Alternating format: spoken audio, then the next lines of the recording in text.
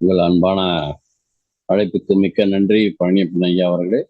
இந்த மகாவதார் கட்டளை நடத்தி வரும் ரங்கநாதன் குருஜி அவர்களுக்கும் மற்றும் அதில் பயணித்து வரும் அனைத்து ஆன்ம நண்பர்களுக்கும் என்னுடைய ஆத்மா வணக்கத்தை தெரிவித்துக் கொள்கின்றேன். இது ஞானத்தையும் போதித்த பிதாமகா வத்தியர்களுக்கும் மகாவதார் பாபாஜிகளுக்கும் சதானந்த யோகிகளுக்கும் காசிரெட்டி நாயனாவுக்கும் பிரபஞ்ச சக்தி விஸ்வசக்தி பஞ்சபூதங்களுக்கும் பூர்ணாத்மா சர்வாத்மா அம்சாத்மாக்களுக்கும் மற்றும் ஆஸ்டின் மாஸ்டர் ஜெரீன் மாஸ்டர் சேத் மாஸ்டர்களுக்கும் என் வணக்கத்தையும் என் பெற்றோரையும் என் வணக்கத்தையும் தெரிவித்துக் கொண்டு இன்று நாம் எடுத்துக்கொண்ட தலைப்பு வியாசரின் மகாபாரதம் 2ஆம் பாகம். முன் 5 கரத்தனை யானை முகத்தனை இந்திரன் தோன்றும் மகன்றனை நந்தி மகன்றனை ஞான கொழுந்தினை புத்தி வைத்து போற்றுவனே. சுக்லாம்பிரதரம் விஷ்ணும் பிரதிவர்ணம் சதுர்புஜம் பிரசன்னவதனம் தியாயேத் சர்வ விக்னோபசாந்தியே. குரு பிரம்மா குரு விஷ்ணு குருதேவோ மகேஸ்வரகா குரு சாட்சாத் பரபிரம்ம தஸ்மை ஸ்ரீ குருவே நமக. எல்லோருக்கும் என் வணக்கத்தை தெரிவித்துக் கொண்டு இந்த சிற்றூரை ஆரம்பித்துக் கொள்கிறேன். நேற்று நம்ம என்ன சொன்னேன்னா, இப்போ இன்னைக்கு வியாசர்கிட்ட அழைச்சிட்டு போறோம். நம்ம கதையெல்லாம் சொல்லிட்டே இருந்தோம். இப்போ வியாசர்கிட்ட இன்னைக்கு நாம் அழைச்சிட்டு போறோம்னு சொல்றோம். அந்த காலத்துல ஜனமேஜயனுங்கிற ஒரு ராஜா இருந்தாரு. அவர் வந்து ரொம்ப இது ரொம்ப பழசுமுள்ள ரொம்ப புதுசுமுள்ள மத்திய இடம்னு வச்சுக்கோங்களேன். ஆரம்பிக்கிறோம். இப்போ ஜனமேஜய ராஜா சர்ப்பயாகம்னு ஒண்ணு பண்ணிடுறாரு. பண்ணா என்ன ஆகுன்னா, அந்த சர்ப்பயாகத்துல எல்லா பாம்பும் விழுந்துடும், அப்படி செத்து போகுமா. அப்படி ஒரு யாகத்தை ஆரம்பித்தாரு. அந்த யாகத்துல வியாசரும் கலந்துக்கிறாரு. அவருடைய சீடர் வைசம்பனார் அவரும் வந்துடுறாரு. வியாசரும் உட்கார்ந்து இருக்கிறாரு. வைசம்பனாயர் இடத்துல ஜனமேஜய ராஜா போய் சொல்றாரு, ஐயா இந்த வியாசரை பத்தி ஒரு 4 வார்த்தை கொஞ்சம் தெரிஞ்சா கொஞ்சம் சொல்லுங்களேன். அதாவது பெரிய கதை, நல்லா கேட்குறீங்க, அப்படி சொல்றேன் அப்படின்னு சொல்லிடுறாரு. உபசரவசு அப்படின்னு உபரி சரவசு அப்படின்னு ஒரு மாமன்னன். அவன் ஆகாசத்திலேயே பறக்கிறான். அவன் ஆகாசத்துல பறந்து அங்க கீழே பார்த்துட்டு இருக்கும்போது பார்த்தா அழகான ஒரு மீன். அந்த மீனை பார்த்து ஆசைப்படுறான். எப்படி ஆசைப்படுறான்னா, ஆசைப்பட்ட ஆபத்துப்பா, ஜென்மம் எடுத்துக்கிட்டே தீரணும். உதாரணத்துக்கு ஒரு அழகான பொண்ணை பார்க்கிறேன், இந்த பொண்ணு ரொம்ப அழகா இருக்கே, இவளை கல்யாணம் பண்ணிக்கிட்டா நல்லா இருக்குமே. எல்லாருக்குமே அவங்க மிஸ்ஸஸை தவிர்த்து மற்றவங்க எல்லாருமே அழகா இருப்பாங்க கல்யாணம் ஆன பிறகு பார்த்தீங்கன்னா. அதே மாதிரி இவரும் இது இல்லை. இப்ப இதெல்லாம் எங்க இருந்து வருதுன்னு தெரிஞ்சுக்கிட்டீங்களா? நம்ம முன்னோர்கள் அந்த காலத்திலேயே அவங்க மற்றவங்கள பார்த்து பார்த்து நல்லா இருக்கேன் நல்லா இருக்கேன்னு சொல்ல, அப்போ அதே தொடர்ந்து வந்துட்டு இருந்திருக்கு. அப்போ பண்ணிக்கணும், அழகா இருக்கு, இந்த கல்யாணத்தை பண்ணிக்கணும், நல்லா பண்ணிக்கலாம். ஆனா அதுக்கு ஒரு ஜென்மம் எடுத்தாகணும். எப்படிங்க? ஒரு ஆசையை ஒடித்தால் ஒழிய உங்களுக்கு பிறப்பு அழியாதுன்னு நம்ம பத்ரிஜி சொல்வார். நிறைய ஆசைப்பட்டு நிறைய ஜென்மம் எடுக்கணும்டா அப்படின்வார். அந்த மாதிரி இன்னொருத்தர் என்ன நினைப்பாருன்னா, அடட எவ்வளவு அழகான இருக்கு கார், இந்த கார்ல போனா நல்லா இருக்கும், வேணாம் போலாம், இன்னும் தப்பு இல்லை, அதுக்கு இன்னொரு ஜென்மம் எடுக்கணும். இப்படி நம்ம ஜென்மத்தை நம்ம அதிகம் ஆசையை பெருக்க ஜென்மத்தை அதிகமாகிட்டே இருக்கும் அப்படின்னு சொல்றாங்க. நம்ம நினைச்ச நினைப்போம் எல்லாம் ஜென்மமா எடுத்தா இந்த உலகாழிஞ்சாலும் நம்ம ஜென்ம பிறப்பு அழியாது. அந்த மாதிரி அந்த கணக்கு அழியாம இருக்கும், தொடர்ந்து வந்துகிட்டே இருக்கும் அப்படின்னு ஜோக்கா சொல்லுவாங்க. இன்னும் சொல்ல போனா இன்னும் கொஞ்சம் கொஞ்சமா நினைச்சிருக்கோம். என்னங்க எவ்வளவு ஆசைப்பட்டு இருக்கோம், அது கிடைக்குமா இது கிடைக்குமான்னு. சரி, நம்ம கதைக்கு வருவோம். சரி, அந்த மீனை பார்த்தாரா ஜனமேஜய ராஜா, ஆசைப்பட்டாரா. அந்த ராஜா நாமளா இருந்தா, ஆஹா அழகா இருக்குறா, இது வறுச்சா என்ன பொரிச்சா என்ன, அப்படியே சாப்பிடலாமா அப்படின்லாம் தோணும். ஆனா அவருக்கு அந்த மாதிரி இல்லை.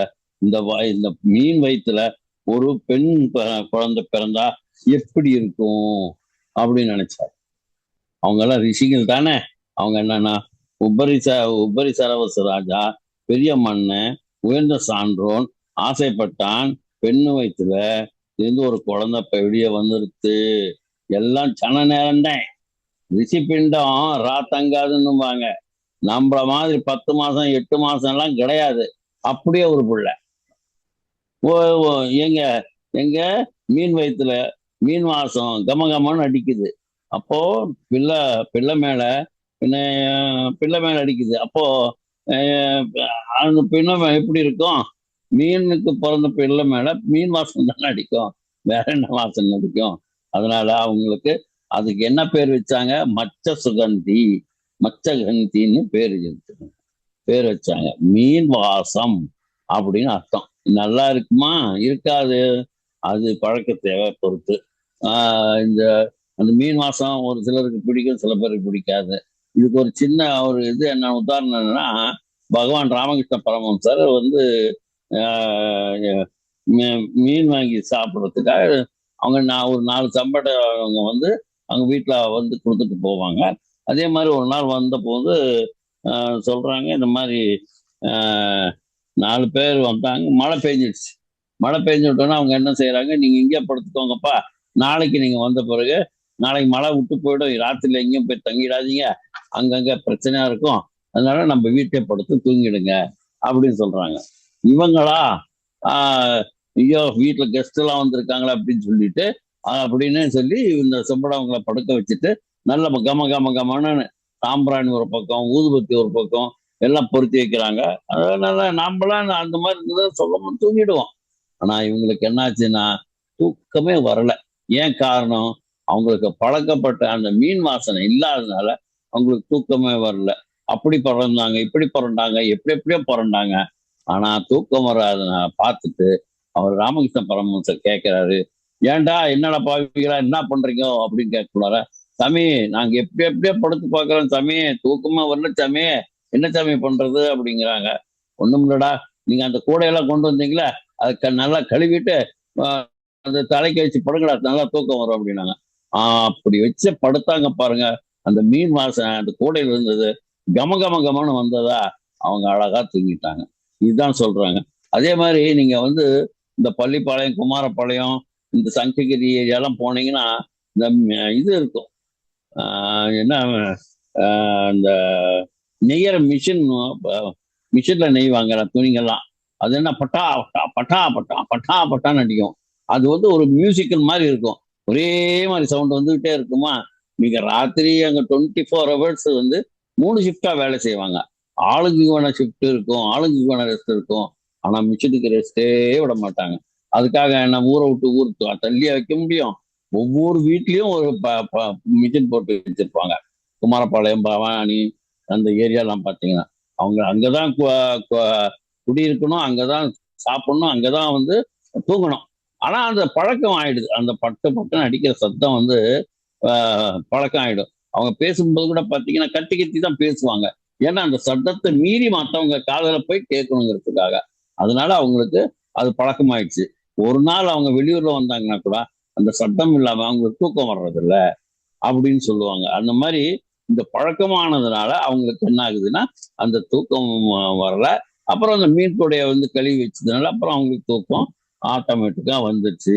அதனால அவங்களுக்கு வந்து அருமையா தூங்கிட்டாங்க. அது என்னன்னா அவங்க அப்பதான் வந்து இவங்கெல்லாம் எல்லாருமே, நான் ஒண்ணும் இல்லை அவங்களும் இல்லை, இது வந்து சகஜமான ஒரு சமாச்சாரம். அப்படி மீன் வாசம் வந்து மூக்க தொலைக்குது அப்படின்னு சொல்லி இந்த அந்த அந்த தலைமாட்டை வச்சு நல்லா படுத்துக்கணும். இப்ப சொல்லுங்க, இதுக்குத்தான் வாசனை என்பன் பழைய வாசனைக்கு பார்த்தீங்கன்னா போன ஜென்மத்து நினைப்பு வாசனைன்னு சொல்லுவாங்க. அதுதான் மனித இயல்பு. செம்படவன் ராஜா இந்த அழகான பெண் குழந்தைய பார்த்தான், வளர்த்தான். பொண்ணுக்கு 18 வயசு, மணமணமணம் வந்துச்சு, அழகான பொண்ணு. அப்படி அப்படியே அந்த அப்படியே படகு ஓட்டிக்கிட்டு போகுது. பராசர முனிவர் ஒரு நாள் வர்றாரு. அந்த படகுல ஏறிக்கிட்டு, அம்மா அந்த அந்த தீவுக்கு போகணுமா, நல்லா போ, சரி போ, நல்லா போகும் சாமி அப்படிங்கிற. அப்படி அப்ப சரி ஏறி உட்காரலாமா, ஏறி உட்காருங்க சாமின்னு. இவரு மீறு உட்கார்ந்த பிறகு பார்த்தா தீவை நோக்கி படகு போகுது. மேலே பார்க்கிறார். மேலே பார்த்தா ஆஹா, இது என்ன சோதனை! இந்த நேரத்துல நட்சத்திரங்கள்லாம் வந்து எவ்வளவு சந்திரன் பக்கத்துல இருக்காங்க.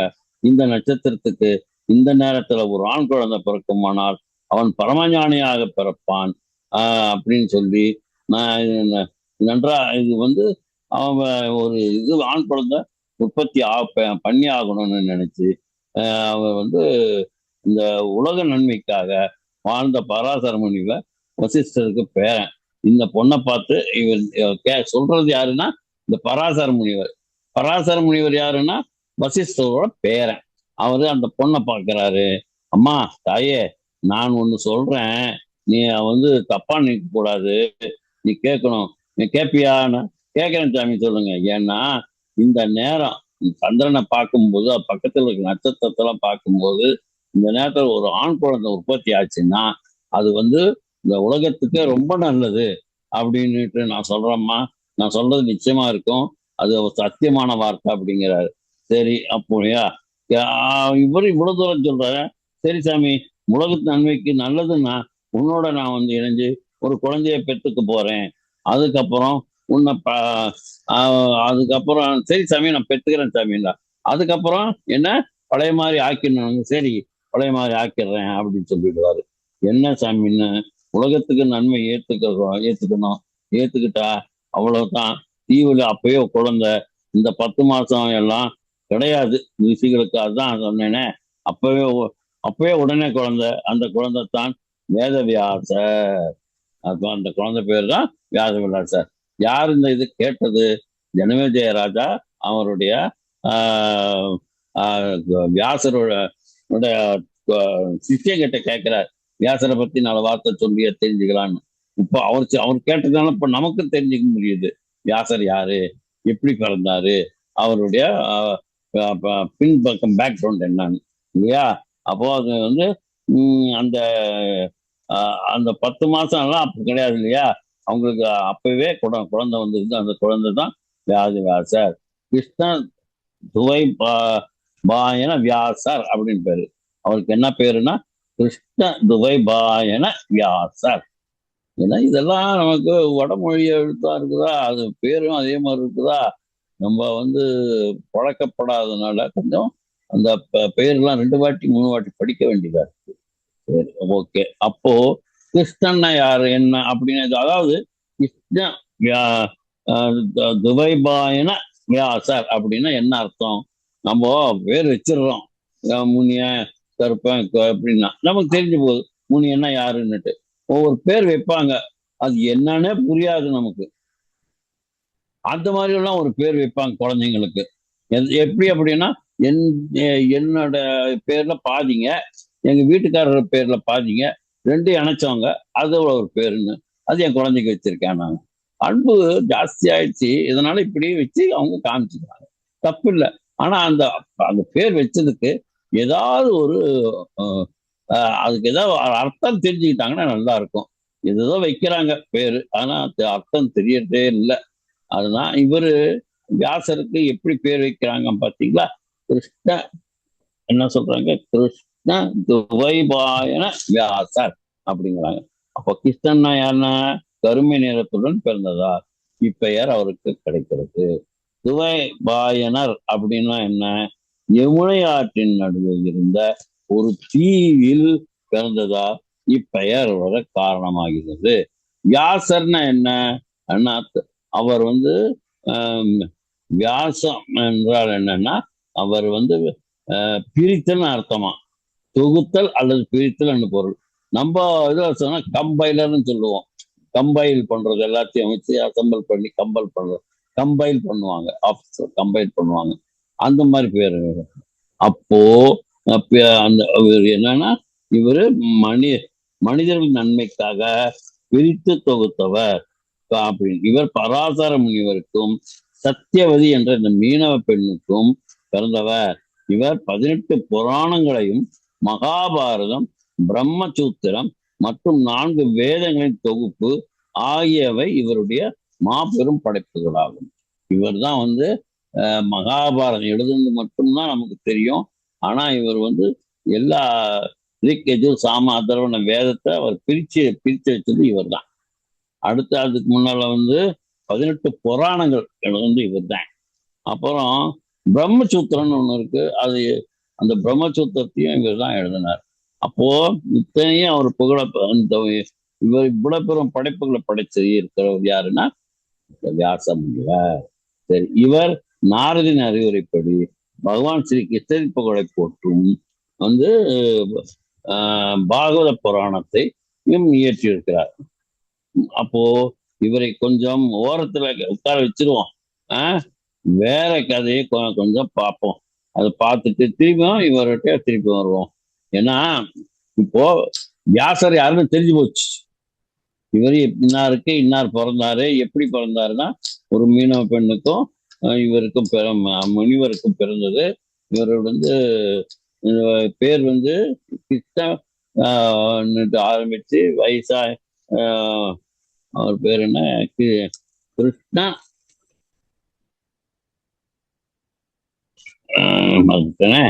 கிருஷ்ண துவைபாயனர் வியாசர் அப்படின்னு பேர் வச்சிருக்காங்க. அந்த பேர்ல வந்து அவருக்கு என்ன அர்த்தம்னு நம்ம பார்த்தோம். இப்போ இந்த 4 வேதங்களை எல்லாம் வந்து பிரிச்சு வச்சதுனாலயா இவருக்கு வியாசர்னு பேர் வந்திருக்குன்னு சொல்லுவாங்க. இதெல்லாம் பார்த்துட்டோம். இப்ப திரும்ப இவர்கிட்ட வர்றதுக்கு கொஞ்சம் டைம் எடுத்துக்கிட்டு திருப்பியும் வருவோம் நம்ம. இப்போ சந்திர வம்சம் அப்படின்னுட்டு இருக்கு. சூரிய வம்சம், சந்திர வம்சம், ரகு வம்சம் இதெல்லாம் இருக்கு இல்லையா? சந்திர வம்சம், சந்திர வம்சத்தை இருந்து பிறந்தவர்கள் தான் நிறைய அப்படியே சொல்றோம் பாருங்க. அது பிரம்மனின் புதல்வர் அத்ரி முனிவர், அவரிடந்து தோன்றியவர் தான் சந்திர பகவானிடம் இருந்து தொடங்குகிறது. அத்ரி முனிவர்கிட்ட இருந்து தொடங்குது. இந்த வம்சத்தில் பல புகழ்பெற்ற அரசர்களும் கடவுளின் அவதாரங்களும் பிறந்துள்ளனர். முக்கியமானவர்களை மட்டும் நாம பார்த்தோம்னா புரூரவஸ் அப்படின்ட்டு பேரு. சந்திரனின் மைந்தனான புதன் மற்றும் இலா ஆகியோரின் மகன் யாருன்னா புரூரவஸ் அப்படின்னு. இந்த வம்சத்துல முதல் பேரரசன் ஆவார். அப்புறம் யயாதி அப்படின்னுட்டு புரூரவசரின் கொள்ளு பேரன். இவருக்கு யது, துருவசு அப்படின்னுட்டு அப்புறம் துஹ்யு அப்படின்னும் அணு, புரு என்று 5 மகன்கள் பிறக்கிறார்கள். இவர்கள் 25 முக்கிய பிரிவுகளுக்கு இவர்களிடம் இருந்தே 5 முக்கிய பிரிவுகள் தோன்றியதுன்னு சொல்றாங்க. அதுல 2 பிரிவுகள் முக்கியமானது என்னன்னா எதுகுலம், அடுத்தது குருகுலம். எதுகுலத்துல பிறந்ததுன்னா யாருன்னா யாதவர்கள். யயாதியின் மூத்த மகன் வந்து எதுவின் வழித்தோன்றல்கள். ஸ்ரீ கிருஷ்ண பரமாத்மாவும் மற்றும் பலராமன் எல்லாமே இந்த குலத்தில் பிறந்தவர்கள் தான். அடுத்தது குருகுலம். யயாதியின் இளைய மகள் புருவனின் வழித்தோன்றலில் வந்தவர்கள் தான் பாண்டவர்களும் கௌரவர்களும் அப்படின்னு. சோ இவங்களுடைய எப்படி இவங்க பிறந்தாங்கன்னா கிருஷ்ணன் எப்படி எந்த குலத்தை சேர்ந்தவங்கன்னு தெரியுதா? அது புரிஞ்சுக்கோங்க. ஏன் வந்து அவங்க எல்லாம் வந்து கிருஷ்ணனுக்கு சப்போர்ட் பண்றாங்க, இந்த இவருக்கு தர்மராஜா பக்கம் ஏன் சப்போர்ட் பண்றாங்கன்னா இந்த வம்சாவளியில வந்ததுனால அவங்க அதுக்கு சப்போர்ட் பண்றாங்க. சரி, இப்போ மேலும் பீஷ்மரும் திருதராட்டர், கர்ணன் போன்றவர்களும் இதே குருகுலத்தை சேர்ந்தவங்க தான். குஷன் என்பவர் வந்து நகுஷன் என்பவர் வந்து சந்திரவம்சத்தின் மன்னர் புகழ்பெற்ற யயாதியின் மன்னர்களின் தந்தை மற்றும் குரூரவனின் பேரன். இவர் இந்திர பதவியை அடைவதற்கு 100 அஸ்வமேத யாகங்கள் நடத்தினாராம்.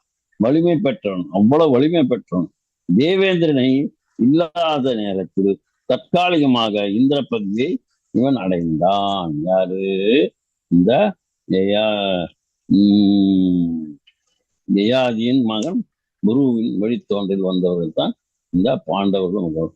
மேலும் இந்த நகுஷன் என்பவன் தான் இந்த 1000 அஸ்வமேத யாகம் பண்ணியிருக்கான். 1, 2 இல்லை, அஸ்வமேத யாகம் பண்ணணும்னா அது ஒரு பெரிய சாமர்த்தியம். ஒரு அஸ்வம்னா குதிரை, இந்த குதிரையை மேல ஒரு கொடியை நட்டு விட்டு, அந்த நாட்டு கொடியை நட்டு விட்டு அது பாட்டு போற பக்கம் எல்லாம் போவாங்க. அந்த காரணம் யாராவது அப்ஜெக்ஷன்னா அவங்க வந்து அந்த ராஜாவை எதிர்த்து அது இன்னும் சண்டை போட்டு அவர் ஜெயிக்கணும் இல்லையா அந்த நாடு இந்த அசமேத அசமேத யாகம் நடத்த அவங்களுக்கு சம்பந்தம். ஸோ அந்த மாதிரி 100 அசமேத யாகம் நடத்தியிருக்கிறார். இப்போ தன்னை வந்து அப்போ அவர் என்ன செய்யறாரு, அப்போ இந்திரலோகத்துக்கு ஆசைப்பட்டுறாரு. இந்திரலோகத்துக்கு போகணும்னா அவங்க வந்து என்ன செய்யறாங்க, தேவேந்திரன் பதவி அடையணுங்கிறதுக்காக இவர் என்ன செய்யறாரு, இந்திரலோகம் போகிறார். சரி எப்படி போகணும்னா ஒரு பல்லக்கிளை தான் போகணுமா. அவன் சரி அப்போ பல்லக்கிளை ஏறிக்கோங்க. அப்போ இவர் என்ன சொல்றாரு, சப்தரிசிகள் தான் எடுத்துட்டு போகணும் அப்படிங்கிறார். என்ன ஆத்தரம் விட்டு பாருங்க, சப்தரிசிங்க சந்தோஷம் என்ன எங்க வீட்டு வேலைக்காரங்களா, என்ன அர்த்தம் பாருங்க, சப்தரிசிகள் தான் எடுத்துட்டு போகணுன்றாரு. அவங்களும் அவங்க தோல் மேலத்தோம் சுமந்துட்டு அப்படி போறாங்க. நம்ம குள்ளமணி இருக்கிறார்கள் அகஸ்தியர், அவர் முன்னால உட்கார வச்சுருக்காங்க. முன்னால நின்று அவங்க கூப்பிட்டு போறாங்க. முன்ன பின்ன ஆடுது. நீங்க ஒரு பக்கம் போனா அது ஒரு பக்கம் போகுதா, ரொம்ப ஆட்டம் போடுது. அந்த மாதிரி நேரத்துல இவருக்கு கோபம் வந்துருது அகஸ்தியருக்கு.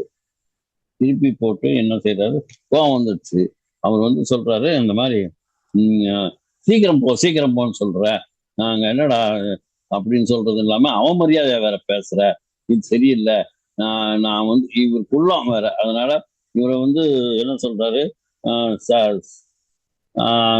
இது சொல்றாரு, சர்பா சர்பான்னு சொல்றாரு. அப்போ அவன் என்ன செய்யறாரு, கோபம் அடைஞ்சாக்க சரி இவரை மலைப்பாம்பாக மாறும்போது சபிச்சிடுறாரு.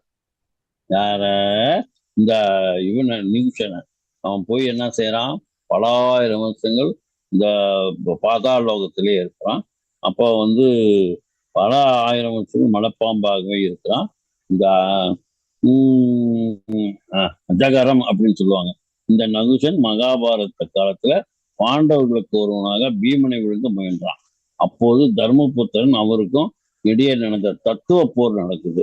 அதுல வந்து நகுஷன் மகன் ஆயு, ஆயுன் மகன் யயாதி. இந்த யயாதி ஒரு நாள் வேட்டைக்கு போறான். இது இங்கேயே நிக்க வேறொரு கதைக்கு போவான். இப்ப அந்த அந்த அப்போ அந்த தர்மபுத்திரன் மேல வந்து இவங்க 2 பேருக்கு நடந்த தர்க்கத்துல அவர் வந்து தர்மபுத்திரன் ஜெயிச்சிட்டதுனால சாபம் அடைக்கிடுது. சாபம் அடைக்கணும்தான் தெரியுது ஒரு இன்னாருக்கு இன்னார் ஆயிட்டான்னு சொல்லி. எதனால இந்த மாதிரி ஒரு சாப விமோச்சனம் சாபம் கிடைச்சதுன்னா அகஸ்தியர் இந்த மாதிரி அவரை விரட்டுனதுனாலையும் அவர் அவமரியாதை பேசுறதுனாலையும் சாபம் கொடுத்ததுன்னா நீ வந்து மலைப்பாம்பாக போ கடவுது அப்படின்னு சொல்லுவாங்க. அப்போதான் நகுஷன் மகன் அப்புறம் என்ன ஆகுதுன்னா அவன் நகுஷன் மகன் ஆயு, ஆயுன் மகன் யயாதி. இந்த யயாதி ஒரு நாள் வந்து வேட்டைக்கு போறான். இது இங்கே நிக்க வேற ஒரு கதைக்கு ஓடலாம். இப்போ இதை வந்து ஓரம் கட்டிட்டு இப்போ யயாதியை வந்து திருப்பி நம்ம தொடலாம். இப்போ வியாழன் யாரு, குரு பயிற்சி இந்த இந்த வருஷம் வந்துச்சு இல்லையா, இப்போ வந்துச்சு இல்லையா, ஜூன் 2ஆம் தேதி மாறிச்சு. வியாழ பகவான் வந்து மிதுனத்திலிருந்து கடகத்துக்கு மாறி வர்றார். கடகம் தான் அவருக்கு உச்ச இடம். அந்த மாதிரி உச்ச இடம் வந்து அவருக்கு குரு பகவானுக்கு என்னன்னா அந்த இடத்துல இருந்து 5, 7, 9 3 இடத்த பார்க்கும்போது அவங்க வந்து சிறப்பா இருப்பாங்க. குரு இருந்த இடத்த விட அவர் பார்க்குற பார்வையினால நிறைய பேருக்கு நன்மை நடக்கும். கல்யாணம் ஆகும், வந்து வீடு கட்டாங்க வீடு கட்டுவாங்க, உடல்நலம் சரியில்லாம சரியாவாங்க, எல்லாமே நல்லது நடக்கும். குரு பார்த்தால் கோடி புண்ணியம்னு சொல்லுவாங்க. அந்த மாதிரி அவருக்கு வந்து அந்த குரு தான் யாருன்னா நம்ம யாருன்னா குரு, இந்த குரு பகவான் தான் இப்போ இந்த வந்து இருக்காங்க. ஜூன் 2ஆம் தேதி மாறி அப்போ கும்பிடுறோம், சாமி எனக்கு நல்லது கொடு. குரு வியாழ பகவான் இவருக்கு பிள்ளை வந்து கசன்னு ஒருத்தன், யாருக்கு குரு பகவானுக்கு பையன் பேரு கசன் ஒருத்தன். அந்த பக்கம் இது வந்து தேவகுரு, அசுரர்களுடைய குருவுக்கு வந்து சுக்கராச்சாரியான்னு பேரு. அவர் வந்து வெள்ளி, வியாழனும் வெள்ளியும் அடுத்தாப்புல இருக்கிறாங்க. வியாழன் தேவகுரு, வெள்ளி அசுரகுரு. நம்ம மனசுல நல்லதும் கெட்டதும் ஒரே பக்கம் இருக்கிறது இல்லையா, அந்த மாதிரிதான் இதுவரும். அந்த தேவகுரு வந்து அசுரகுருவும் 2 பேரும் பக்கம் தான் இருக்கிறாங்க. நல்லதா கெட்டதா இல்லையா, ரெண்டுமே இருக்கு. நாம தான் ஒரு இடத்துல இருக்கு, நாம தான் சூஸ் பண்ணணும். ஓ சரி, இந்த சுக்கராச்சாரியாருக்கு ஒரு மந்திரம் தெரியும். அது வந்து சுக்கராச்சாரியருக்கு தெரியும் மந்திரம். இவரு இவருக்கு தெரியாது. அதனால அவங்க என்னன்னா சஞ்சீவினி மந்திரம் இவர் சொன்னார்னா செத்தவன் பிடிச்சுக்குவான். இவங்க அசுரர்கள் எல்லாமே பிழைக்க வைத்து கொண்டே இருப்பாங்க. அவங்க சண்டை போடுவாங்க. இவங்கெல்லாம் அசுரர்கள்லாம் வந்து செத்துட்டாலும் இவர் வந்து மந்திரம் சஞ்சீவினி மந்திரம் சொல்லி சொல்லி எழுப்பி விட்டுருவார், விசில் கொடுத்துருவாரு. ஆனா இவங்க வந்து தேவர்கள் வந்து அந்த செத்து போயிட்டாங்கன்னா அவங்களை எழுப்பு தெரியாம அவங்க தடமாடிட்டு இருப்பாங்க. அப்ப அந்த சஞ்சீவினி மந்திரம் தெரியாதுங்கிறதுனால தேவர்கள் செத்து கொண்டே இருப்பாங்க. இப்ப என்ன பண்றதுன்னா வியாழ பகவான் மகனை கூப்பிட்டார். மிஸ்டர் ரன் கம் ஹியர் அப்படிங்கிறார். என்னப்பா வாட் இஸ் த மேட்டர் அப்படிங்கிறார். நீ சுக்கராச்சாரியர்கிட்ட போய் டியூஷன் எடுத்துக்கிட்டு எப்படியாவது அந்த சஞ்சீவினி மந்திரத்தை கத்துட்டு இருந்தோம்டா மகனே, நீ தாண்டா கெட்டிக்கார ஆள் அப்படிங்கிறாரு. சரி, அவரு நான் சேலஞ்சா சேலஞ்ச் அப்படின்னு சொல்லிட்டு போறாங்க. கசனும் வந்து வந்துடுறான். வந்து சுக்கராச்சாரியர்கிட்ட மாணவனாக சேர்ந்துடுறான். யார் சேர்ந்தாலும் அந்த காலத்துல மாணவனாக சேர்ந்தா ஏத்துக்குவாங்க. அப்போ என்ன பண்றா வியாழ பகவான் உள்ளதான் தெரியுது அவருக்கு. இப்படிதான் என்ன, அவனுக்கு கத்துக்கத்தானே வந்திருக்கான், கத்துக்கிட்டோம் அப்படின்னு சொல்லி அவங்க வந்து சுக்கராச்சாரியாரும் சரின்னு ஏற்றுக்கிறாரு. எப்படியாவது இந்த சஞ்சீவினி மந்திரத்தை தெரிஞ்சுக்கணும் அப்படின்னு அசுரர்களுக்கு இவன் இவன் இருக்கிறது இவன் இதுக்கு தான் வந்திருக்கான்னு மற்ற அசுரர்களுக்கெல்லாம் தெரிஞ்சு போயிடுது. அவன் என்ன செய்யறாங்கன்னா அவனை கொன்னுடணும், கசனை கொன்னுடணும் அப்படின்னு சொல்லி இவன் ஒரு முறை கொன்னுடுறாங்க. வேடிக்கை என்னன்னா இந்த இந்த சுக்காச்சாரியருக்கு ஒரு பொண்ணு இருக்குது. அவ பேரு தெய்வயானைன்னு பேரு. இந்த தெய்வயானை அந்த கசனுக்கு வந்து மனச பறி கொடுத்துட்றான். இது நியாயம் தானே, வாலிப வயசு. அது வந்து காதல் வந்துடுது. ரெண்டு பேரும் வந்து காதலிக்கிறாங்க. அப்போ இவர் சுக்கராச்சாரியர்கிட்ட போய் சொல்றாரு, கல்யாணம் பண்ணிட்டான் இவரை தான் கல்யாணம் பண்ணிக்குவேன், வேற யாரையும் நான் கல்யாணம் பண்ணிக்க மாட்டேன்னு சொல்லி சுக்கராச்சாரியர்கிட்ட அந்த பொண்ணு போய் சொல்லுது. அப்போ இதை கேட்டுட்டு இருந்தவங்க என்ன செய்யறாங்கன்னா இந்த இந்த அசுரங்கள்லாம் இவரை வந்து ஒரு வாட்டி இப்படி புழைக்க வச்சுட்டாங்க. இவர் இன்னொரு வாட்டி இவரை வந்து என்ன பண்ணணும், இவர் புழைக்க வராத அளவுக்கு நம்ம இவனை எரிச்சிடணும், கொன்னுட்டு எரிச்சிடணும்னு சொல்லி அவனை கொன்னுடுறாங்க, எரிச்சிடுறாங்க. எரிச்சு அந்த சாம்பலை மதுவுல போட்டு சுக்கராச்சாரிக்கே கொடுத்துடுறாங்க. அந்த மதுவுல இவனுடைய இது அந்த கசனுடைய உடம்பெல்லாம் எரிஞ்சு போகுது, உள்ளார போகுது. ஸோ இந்த வரி தெரியல மந்திரத்தை சொல்லி அது வந்து அவனை உயிர்ப்பிழைக்க செய்து விட்டார். கசன் வந்துட்டா தேவியானிக்கு சந்தோஷம். அப்போ பார்த்தேன். அதனால முதல்ல ஒரு வாட்டி தப்பிச்சுட்டான். ஆனா இந்த வாட்டி தப்பிக்க முடியாத அளவுக்கு அதை வந்து இந்த மாதிரி செஞ்சிடுறாங்க. பொண்ணு எரிஞ்சு அவன் சாம்பலை கொடுத்து இது பண்ணிக்கிறாங்க. இது இத்தோட நிறுத்தி வைக்கலாம். திருப்பியும் இதனோட தொடர்ச்சி வந்து நாளைக்கு பார்க்கலாம். எனக்கு வாய்ப்பு கொடுத்ததுக்கு மிக்க நன்றி. இன்னைக்கு சிறப்பாக நாளை இன்னும் மேலும் சிறப்பாக நம்ம போகும். ரொம்ப இன்ட்ரெஸ்டிங்கா இருக்கும்.